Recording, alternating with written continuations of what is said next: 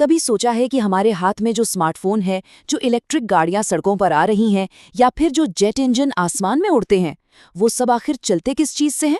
जवाब शायद थोड़ा हैरान करने वाला हो सकता है। आज हम बात करने वाले हैं प्रोजेक्ट वॉल्ट की। ये अमेरिका की एक ऐसी पहल है जो हमारी पूरी टेक्नोलॉजी की दुनिया की नींव को हमेशा के लिए बदल सकती है। तो चलिए इसके बारे में गहराई से जानते हैं। देखिए, हम हर रोज टेक्नोलॉजी से घिरे हुए हैं।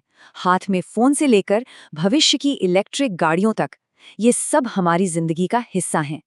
पर क्या हमने कभी रुककर ये सोचा है कि इन सभी कमाल की चीजों के पीछे का असली राज क्या है? वो कौन सी छिपी हुई ताकत है जो इन्हें मुमकिन बनाती है? इसका जवाब जमीन के नीचे छिपा है। ये हैं दुर्लभ और बेहद जरूरी खनिज। लिथियम, कोबाल्ट, ये सिर्फ पत्थर के टुकड़े नहीं हैं, बल्कि हमारी पूरी डिजिटल दुनिया की, कह सकते हैं, लाइफलाइन है। इनके बिना हमारी जेब में रखा स्मार्टफोन सिर्फ एक खाली डिब्बा बनकर रह जाएगा। और इसी निर्भरता की नजाकत को समझते हुए अमेरिका ने प्रोजेक्ट वॉल्ट की शुरुआत की है। ये सिर्फ कोई सरकारी योजना नहीं है, बल्कि भविष्य की टेक्नोलॉजी के लिए एक तरह का सुरक्षा कवच है। इसे इसलिए डिजाइन किया गया है ताकि ग्लोबल सप्लाई चेन में कोई भी गड़बड़ी हो तो अमेरिकी इंडस्ट्रीज पर उसका असर ना पड़े। और इस मिशन का जो स्केल है वो सच में चौंकाने वाला है। 12 अरब डॉलर। ये रकम इतनी बड़ी है कि इससे कई छोटे देशों की इकोनॉमी चल सकती है। ये दिखाता है कि अमेरिका इन खनिजों की सप्लाई को लेकर कितना सीरियस है और भविष्य के लिए कितनी बड़ी तैयारी कर रहा है। तो आखिर ये प्रोजेक्ट वॉल्ट है क्या चीज? सोचिए, एक बहुत बड़ी राष्ट्रीय तिजोरी। लेकिन इसमें सोना चांदी नहीं, बल्कि वो खनिज रखे जाएंगे जो हमारा भविष्य बना रहे हैं। ये अमेरिकी कंपनियों के लिए एक ऐसा सेफ डिपॉजिट होगा जहां से वो किसी भी इमरजेंसी के समय अपनी जरूरत का सामान निकाल सकेंगी। इसे समझने का सबसे अच्छा तरीका है अमेरिका के मशहूर स्ट्रेटेजिक पेट्रोलियम रिजर्व से इसकी तुलना करना। जैसे वो रिजर्व तेल के संकट से देश को बचाता है, ठीक वैसे ही प्रोजेक्ट वॉल्ट खनिजों की कमी के संकट से बचाएगा। फर्क बस इतना है कि ये 21वीं सदी का भंडार है, जहां तेल की जगह वो मेटल्स होंगे जो अगली इंडस्ट्रियल क्रांति को पावर देंगे। लेकिन सवाल उठता है कि 12 अरब डॉलर का इतना बड़ा इन्वेस्टमेंट क्यों? इसकी जरूरत ही क्यों पड़ी? तो इसका जवाब आज की दुनिया की सबसे बड़ी चुनौतियों में से एक में छिपा है, और वो है हमारी बेहद जटिल और नाजुक ग्लोबल सप्लाई चेन। इस प्रोजेक्ट का मकसद एकदम साफ है, अमरीकी कंपनियों को ग्लोबल सप्लाई में होने वाली रुकावटों से बचाना।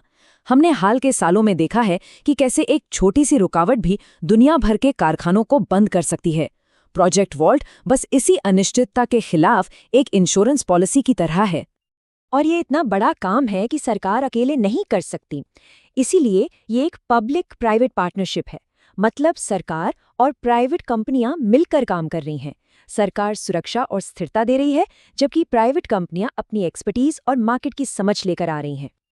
तो ठीक है, ये विशाल तिजोरी काम कैसे करेगी? कंपनियां इसका फायदा कैसे उठाएंगी? चलिए अब इसके काम करने के तरीके को स्टेप बाय स्टेप समझते हैं।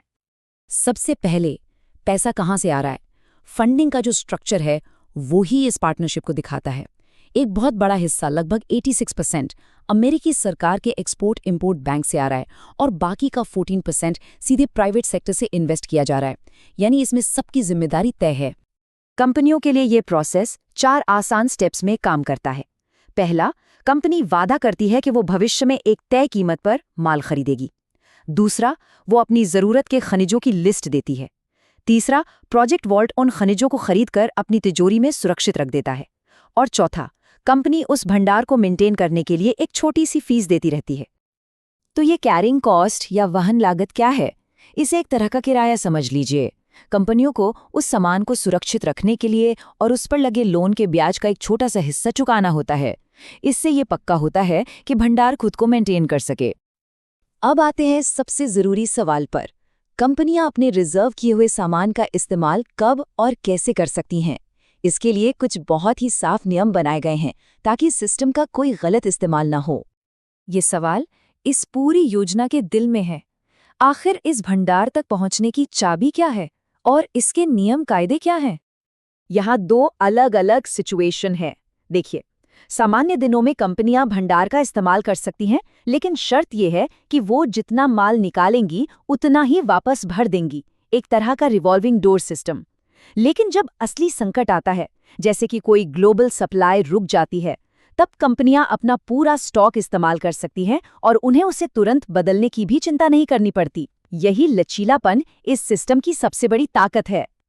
और एक नियम है जो इस पूरी व्यवस्था को लंबे समय तक चलाता है, वो ये कि जब कोई कंपनी इमरजेंसी में अपने स्टॉक का इस्तेमाल करती है तो उसे भविष्य में उसी कीमत पर उसे फिर से खरीदने का वादा करना होता है। इससे ये तय होता है कि भंडार हमेशा भरा रहे और आने वाले संकटों के लिए भी तैयार रहे। तो इन सभी नियमों और प्रोसेस से आगे बढ़ के अगर देखें तो प्रोजेक्ट वॉल्ट का असली मकसद क्या है? ये भविष्य को सुरक्षित करने की कोशिश कैसे कर रहा है? आखिर में प्रोजेक्ट वॉल्ट का मकसद सिर्फ एक है, ग्लोबल सप्लाई चेन में आने वाले अचानक झटकों के खिलाफ एक मजबूत ढाल बनाना। ये सिर्फ कंपनियों को बचाने के लिए नहीं है, ये अमेरिका की आर्थिक आज़ादी और राष्ट्रीय सुरक्षा को भविष्य के लिए सिक्योर करने के बारे में है। तो क्या प्रोजेक्ट वॉल्ट भविष्य की कोई पक्की गारंटी है? शायद नहीं, लेकिन इस अनिश्चितता से भरी दुनिया में स्थिरता की तरफ ये एक बहुत साहसिक कदम जरूर है। ये एक बड़ा दांव है और सिर्फ वक्त ही बताएगा कि ये रणनीतिक तिजोरी अमेरिका को भविष्य के तूफानों से बचाने में कितनी कामयाब होती है। और देखने वाली बात ये भी होगी कि क्या दुनिया के दूसरे देश भी इसी रास्ते पर चलेंगे।